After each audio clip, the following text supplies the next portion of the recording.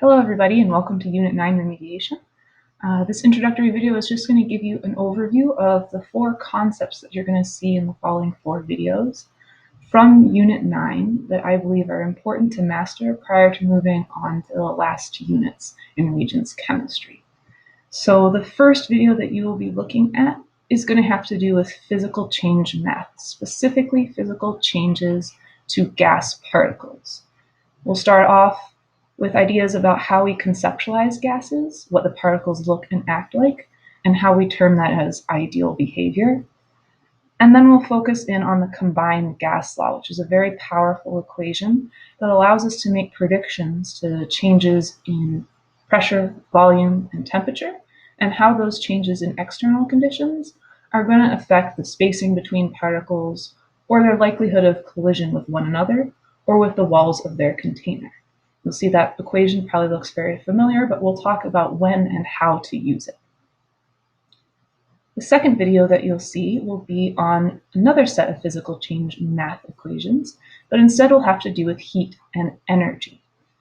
In this video, what you'll see is ways to quantify how much energy is required to change the spacing or the speed of particles. This quantification is going to look familiar through 3 equations: Q equals mc delta T, Q equals mhf, and Q equals mhv.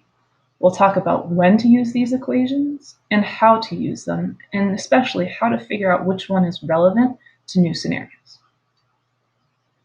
The third video you'll see will focus in on chemical changes instead, and we'll really be looking at reaction progress. What's happening on a molecular level as a reaction changes reactants into products.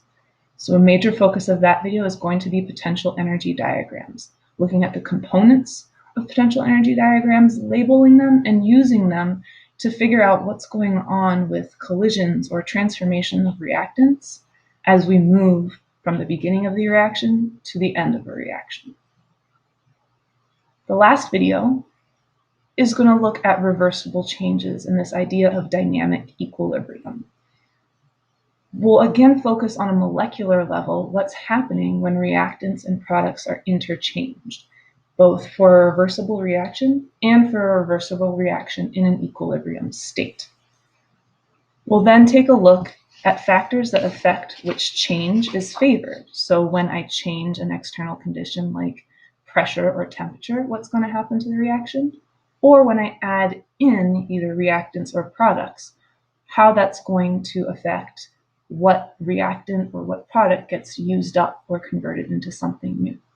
So what I'd like for you to do is take a look at the playlist task for this introductory video, record your response before you move on to looking at these 4 specific topics in the next videos.